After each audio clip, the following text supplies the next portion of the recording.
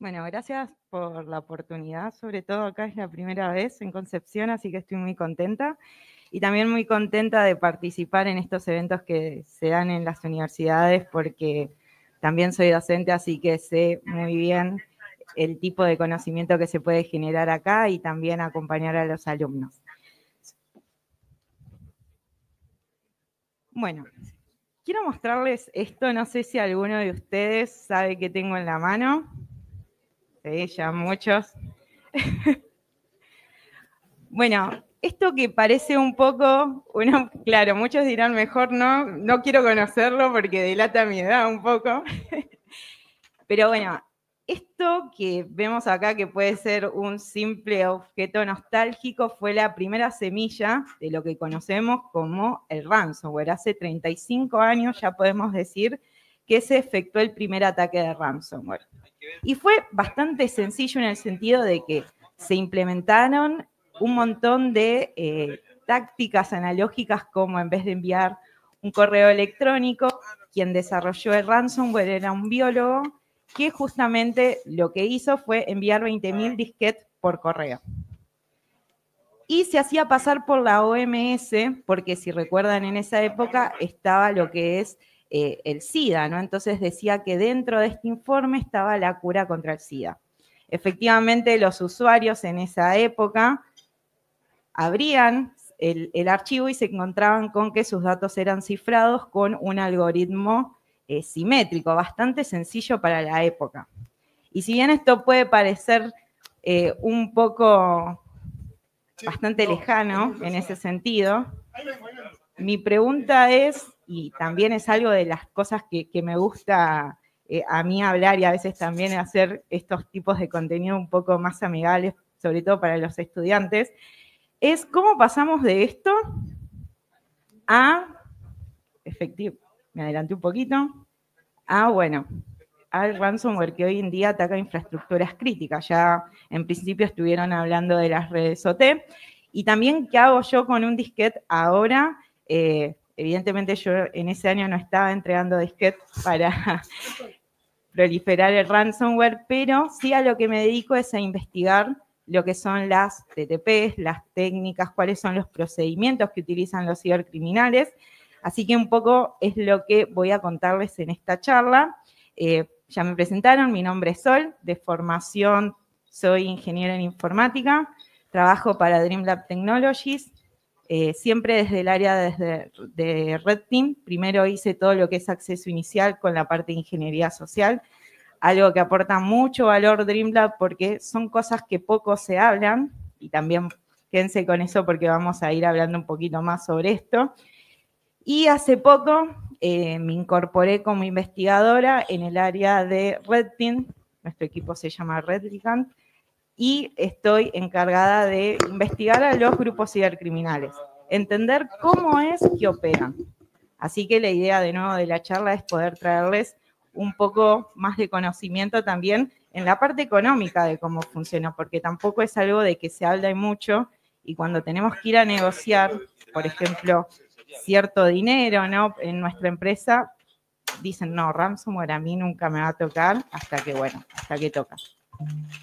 Por otro lado, también soy docente, ya les comenté, y anteriormente estuve en el área siempre desde Threat Intelligence, análisis de malware, así que tengo un perfil bastante de blue team, de investigadora. Y también, en mis principios, estuve como desarrolladora en la parte de emulación de satélites en Argentina, así que algo conozco, pero ya quedó lejano. Pero igual quédense con la palabra emulación porque vamos a hablar un poquito de esto. Y ahora sí continuamos un poco cómo es que, de nuevo, en 1989, esto fue la primera semilla. Ya algunos lo conocerán, pero es importante hacer este breve repaso histórico. Entonces, en 1989 teníamos el primer ransomware, que fue un cifrado simétrico, era bastante sencillo. Pedía, en esa época obviamente no había criptomonedas, entonces la manera que se bypassó el cibercriminal en este sentido, el biólogo, ese pago es enviar pagos a Panamá por cheque, así que se imaginarán que hasta incluso siempre estaba esta idea de poder generar dinero. Luego pasaron algunos años y estuvo el primer ransomware con cifrado asimétrico, se complejizó un poquito más con el RCA y en esa época tampoco estaban las criptomonedas, obviamente, pero había un medio que se llamaba eGold, que si quieres después puedo hablar un poquito más, que era una manera en la cual se podía anónimamente hacer el pago. Saltamos al 2010, si bien hubo varias variantes, yo quiero irme como a los hitos en concreto. Que en el 2010, acá es donde se habla de la década de los lockers principalmente. Y 2012 también este es muy conocido, Reveton, que fue el virus policía, también era un locker, no utilizaba lo que es el cifrado, pero a través del miedo le decía a las víctimas cuando se instalaba este ransomware que lo que pasaba era que se había bloqueado su computador porque decía que el usuario había estado visitando páginas ilegales, un poco de páginas, ya se imaginarán ustedes. Entonces, en ese momento, obviamente, los usuarios, como no se hablaba de concientización, ni mucho menos, decían, tengo que pagar esto porque no quiero que nadie se entere de dónde estoy. Entonces, acá es donde se crea también el concepto de scareware, que es esto de el susto, ¿no?, hacia el usuario. Recuerden que en esa época, si bien no pasaron muchos años, había cero concientización. Y en el 2013, ahí sí es donde hacemos un gran salto, que es esta combinación de RCA con AES, ¿no? Que esto es lo que hoy en día hace que el ransomware efectivamente no lo podamos descifrar, ¿sí? Ahora voy a explicar un poquito más. Sin embargo, lo que a mí me gusta recordar, como tengo esta parte de investigadora, es que ya se había hablado en el año 1995 que iba a pasar esto. Y también me gusta usar como estos momentos para que sigamos leyendo papers de investigadores, ¿no?, que hacen teorías y si tuviéramos ese tiempo un poco para leer esos papers y demás, ya también están un paso adelantado muchas veces de los cibercriminales, que es lo que pasa y lamentablemente siempre nos pasa como ciberseguridad que estamos siempre corriendo atrás de lo que pasa, del incidente, ¿no? En 1995, dos investigadores ya habían dicho, Yun y Yang, la verdad, lo siento mi pronunciación, pero ya habían dicho que lo que se iba a venir en los próximos años era la extorsión criptoviral. Ya en el año 1995, y esto lo presentaron en un evento de conferencia un año después. Y obviamente no fue tomado nada bueno, en el sentido de que decían que eran personas malas, ¿no?, que eso nunca iba a pasar. Y bueno, hoy en día deben ya estar riéndose en este sentido estos investigadores, ¿no? Y ahora vayamos al ransomware un poco más moderno. En el 2015 surgió el primer ransomware as a service, pero fue el primer intento de democratizar, de cierta manera, estos accesos, ¿no?, porque es complejo programar malware y más lo que tenga que ver con ransomware, pero no creció porque la infraestructura que brindaban no era lo suficientemente buena para que pueda proliferar ese modelo de negocio, que ahora también les voy a contar un poco más. 2016, también ya muchos conocerán, apareció Lokipedia, que efectivamente acá es donde se complejiza muchísimo más el ransomware porque se sobreescribía el MBR, entonces es imposible, aunque uno quiera formatear y demás, uno no puede acceder. Entonces eso también es lo que lo hace difícil.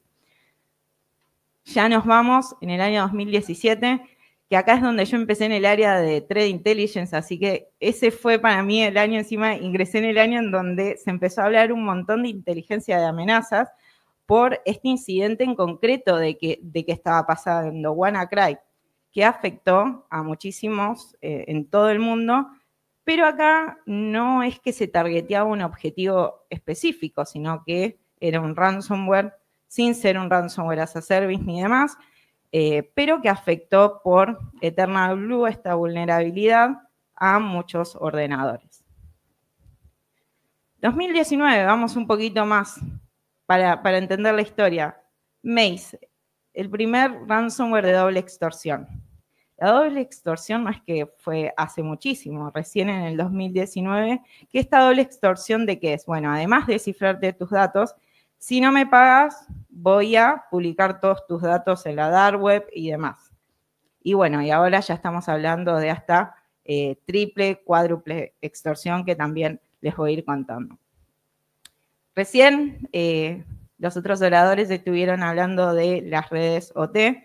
Bueno, en el año 2020 ya apareció el primer ransomware dirigido para lo que son las redes OT, así que no se quedan de lado y es muchísimo más complejo el contexto. Y ahora sí, después, en lo que fue la pandemia, hubo un gran crecimiento del ransomware as a service. Entonces, acá quería hacer podríamos entrar en un montón de familias y demás, que es lo que me gusta de cada una de las líneas de código, pero acá lo que quiero que se entienda es que pasaron 35 años desde el primer ataque de ransomware. Hay veces que siento que se habla que el ransomware es algo nuevo, último, pero lo único que se va agregando son ciertas complejidades y que ahora efectivamente es un modelo de negocio totalmente rentable. Así que eso también es lo que les quiero contar, porque el mindset de todo este modelo de negocio que hay detrás del ransomware. Y también me gusta decir que efectivamente a nosotros lo que nos tiene que preocupar es que funcionan como empresas reales. Entonces, eso es lo que uno podría llegar a decir, bueno, posiblemente mi empresa puede ser atacada. Entonces,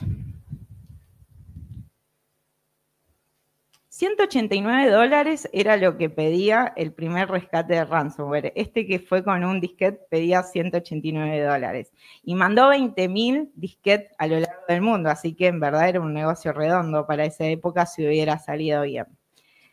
Si nosotros nos ponemos a hacer alguna aproximación, por ejemplo, con WannaCry y Petya, pedía alrededor de $150 por computador y la verdad es que infectó muchísimas. Entonces, en lo que vendría a ser la masividad y el valor en dólares, hace que efectivamente también sea un negocio muy rentable, atacar a muchos, que la superficie de ataque sea muy grande, a un precio más bajo.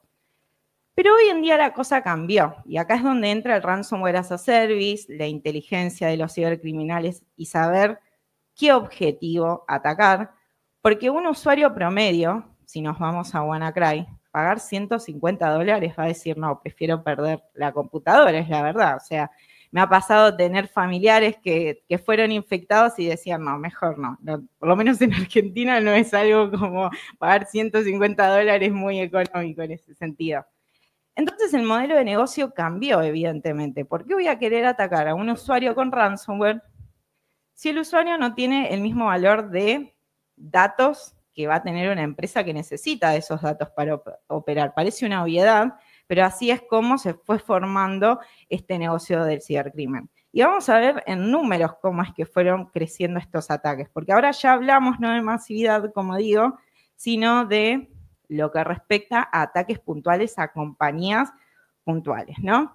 Por ejemplo, Colonial Pipelines fue un ataque de 4 millones, Garmin, ¿sí? el que fabrica los relojes y demás, 10 millones, JBS 14 millones, CNA 40, Casella 70 y Media Market 240 millones.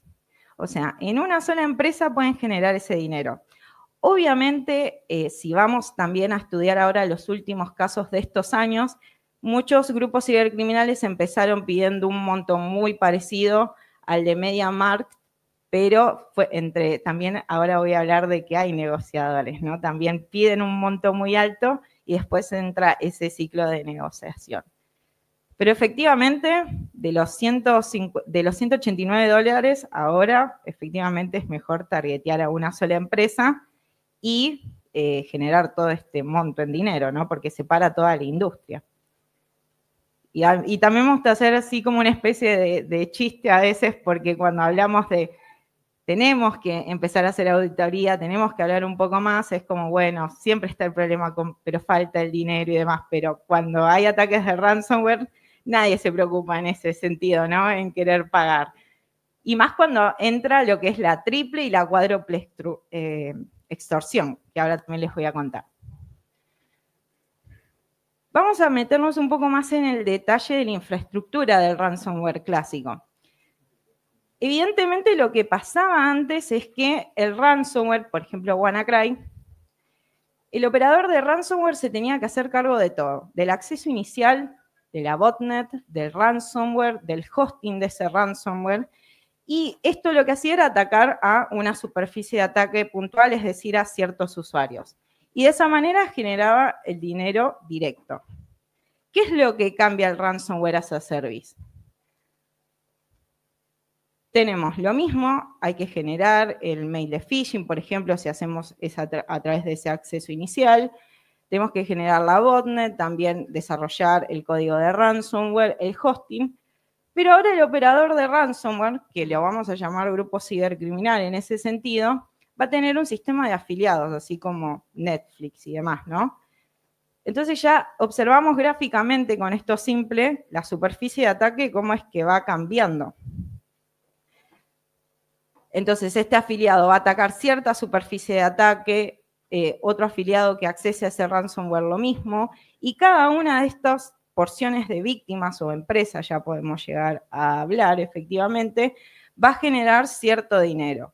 Y es un negocio redondo porque no solamente se lo genera al afiliado, sino que el operador de ransomware, hay distintas formas de cómo es que opera este negocio.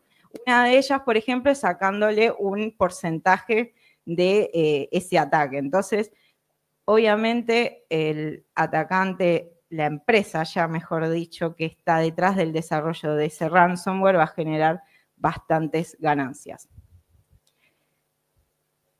Esto es lo que hace muchos años, cuando empecé, siempre se decía que funcionaba un grupo cibercriminal, ¿no? Esto es una empresa en donde se tiene desde el gerente general, podríamos llegar a decir, por eso hablo ya como de empresa de cibercrimen. Tenemos también los servicios monetarios, las finanzas, tenemos que tener mulas de dinero porque donde se generan esos dineros, ¿cómo es que los sacamos al mercado regular sin que se identifique que es plata de negocios cibercriminales, ¿no? También tenemos especialistas en infraestructuras de redes. Es como una empresa normal y común y corriente, como una empresa en la cual trabajamos nosotros, ¿no? Pero me pasaba que cuando yo ponía el diagrama anterior, no generaba el impacto que quería que genere. Entonces, digo, bueno, vamos a ponerle un rostro a cada una de estas personas. Obviamente esto está creado con IA, no vayan a buscar esto a internet. Ya veo que alguno es parecido y dice, trabajás en la parte de Red Team. Pero bueno, acá se puede ver más o menos un organigrama, si pensamos, de que tenés personas súper especializadas en cada área de negocio. Desde la parte de los programadores, que van a hacer toda la parte del desarrollo del ransomware, después tenés el ingeniero de TI, el área de Red Team, después también tenés especialistas en el acceso inicial, de ingeniería social, y también quiero traerles un caso concreto que hace poquito, hace ya algunos años, ahora ya hay otra liberación así de fuentes de cómo es que opera el grupo, pero Conti a nosotros nos vino a contar muchísimas cosas.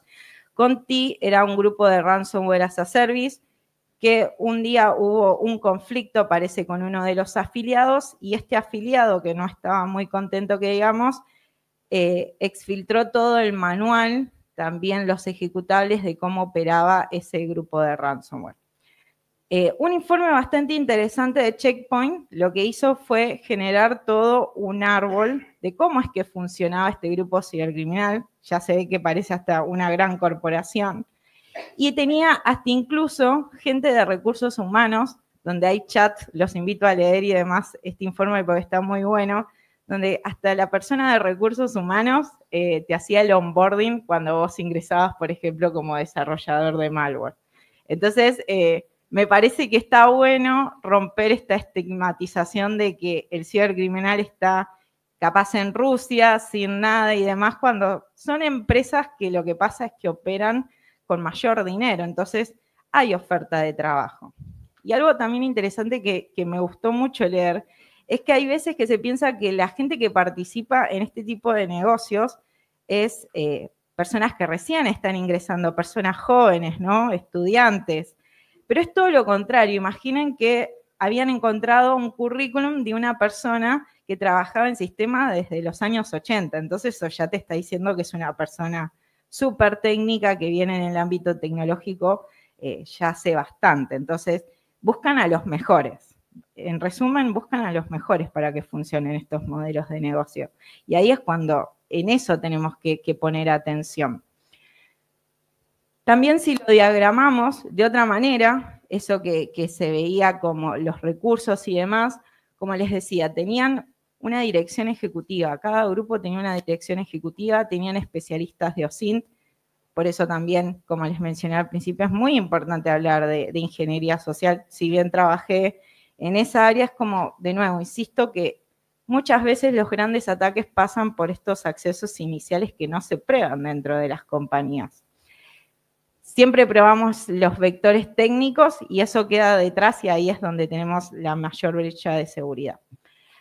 Por el otro lado, también contarles de que tienen equipos de Red Team, también tenían personas que se dedicaban al reversing, análisis de malware en ese sentido, así que es una empresa de ciberseguridad que ofrece un negocio del cibercrimen, básicamente.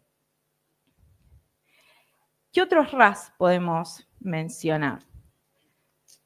Esto me gusta aclarar porque recién yo les conté el Ransomware as a Service, que ya muchos lo conocerán, ahora capaz nomás lo formalicé, pero ¿cómo es hoy en día que opera? ¿Sí? Hoy tenemos otro panorama muy distinto al del año 2020 y por qué cada vez es como que se va complejizando más este sistema, porque ahora se sabe muy bien que los grupos cibercriminales colaboran entre ellos, de una manera bastante intimidante, me atrevo a decir, porque no creo que las empresas todavía estén preparadas para eso. Y por eso ahora les voy a contar. Por un lado, tenemos los Initial Access Brokers, que son estos cibercriminales que lo que hacen es buscar todos esos accesos iniciales. Por ejemplo, accesos de VPN, acá es cuando hablamos de estos otros grupos cibercriminales que, por ejemplo, lo único que hacen es crear infostealer, infectar a las empresas y tener todas estas credenciales y venderlas dentro de lo que es la dark web o demás, ¿no? Y por el otro lado tenemos a estas personas que son el Ransomware as a Service, o sea, lo que ya estuve hablando hasta hace instantes. Lo importante acá es entender que ahora ya es una economía totalmente asentada. Uno le vende al otro, ¿sí? Entonces, nosotros como empresas y profesionales de ciberseguridad tenemos que empezar a ver este diagrama ya hoy en día. O sea, es decir, tenemos que empezar a probar, bueno, bien, probamos la parte técnica, pero ¿qué pasa si me roban una credencial de VPN?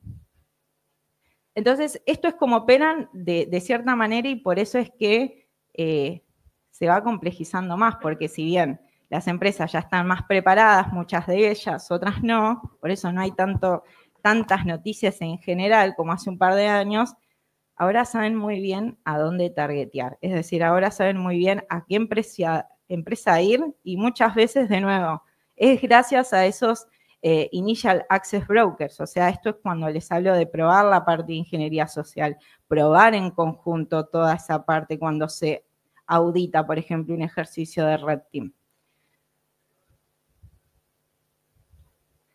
Y también, si vamos a repasar así brevemente lo que respecta a la múltiple extorsión, yo les comenté que en el año 2012 más o menos salió lo que es la doble extorsión. Hoy en día ya tenemos la triple, que es, por ejemplo, bueno, no me pagás, te voy a exfiltrar los datos, bueno, también te puedo hacer un ataque de DOS, o sea, te paro todo el sistema de la empresa. Y hasta incluso ya hay la cuádruple extorsión que tiene que ver con, ya me comunico directamente con tus clientes, con tus stakeholders, entonces es como que los apretan de todos lados a esas compañías que fueron infectadas.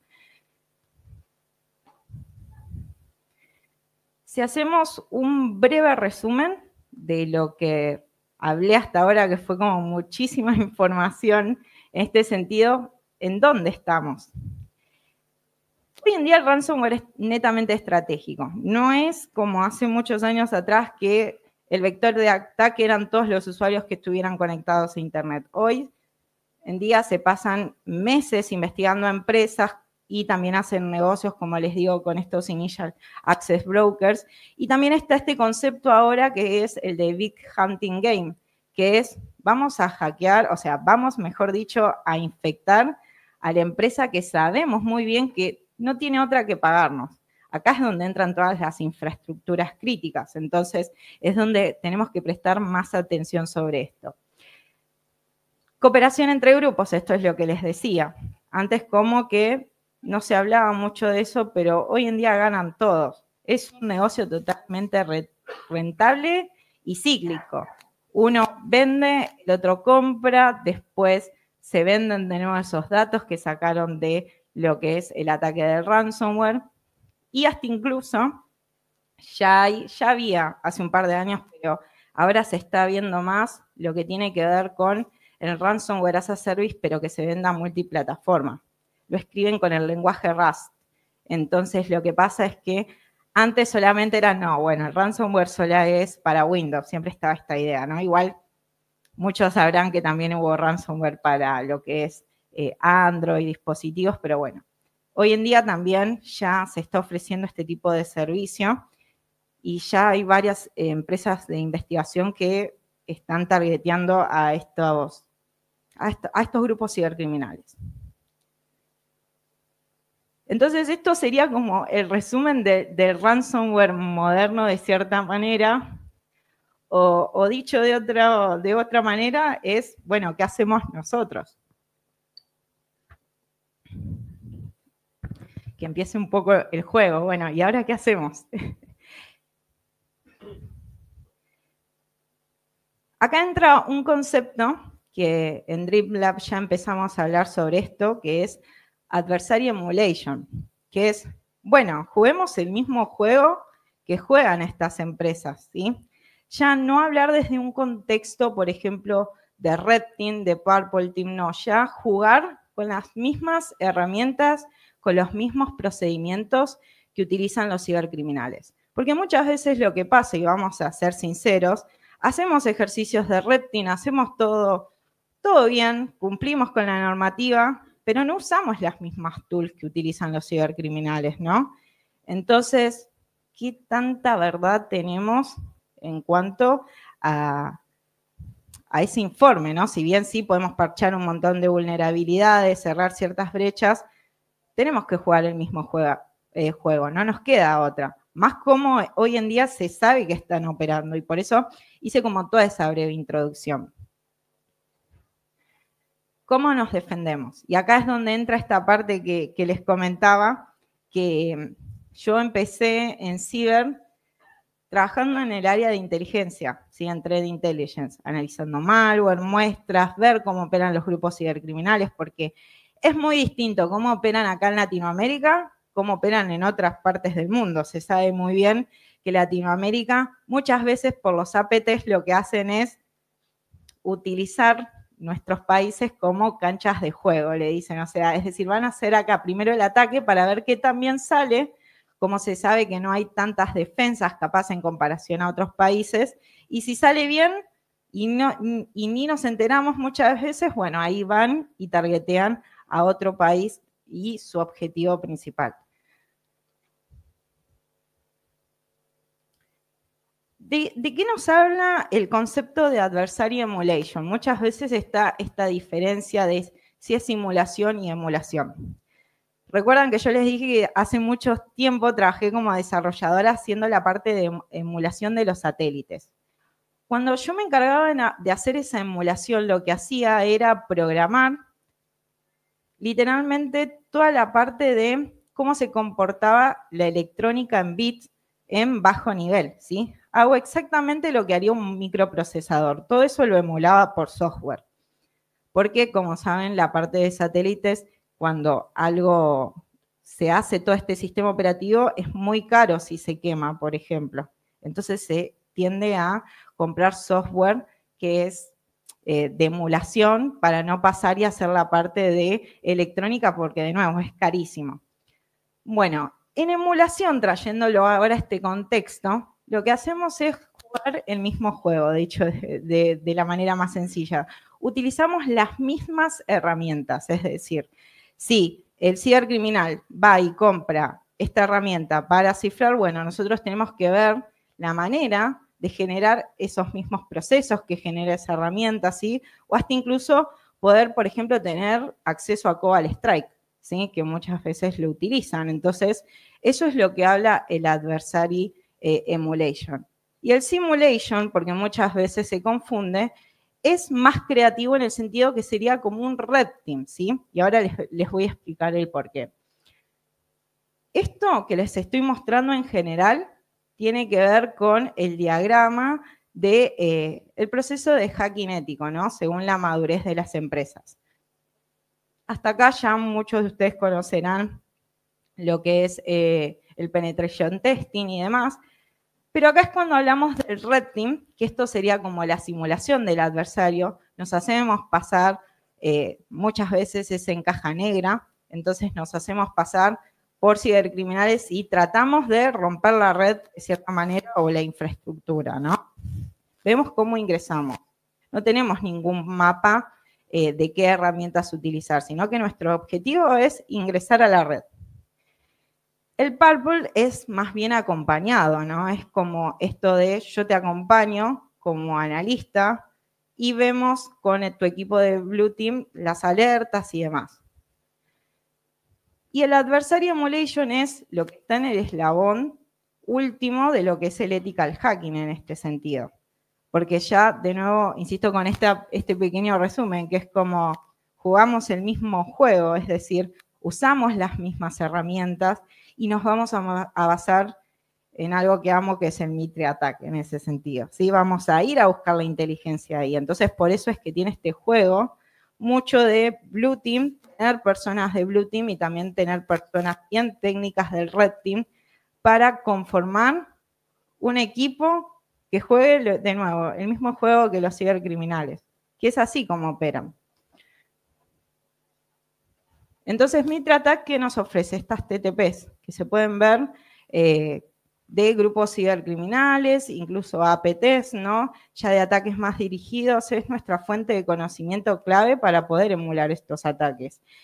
Y es importante también porque no es lo mismo atacar, por ejemplo, a una empresa financiera, a una empresa de energía. Entonces, Mitre nos permite saber qué ofrecerle a nuestros clientes y qué emular. No le va a servir de nada emular un ataque a una empresa o a otra. Se sabe muy bien por este concepto que les mencioné antes de Big Hunting Game, que cada vez los cibercriminales saben muy bien a dónde ir a atacar y con qué.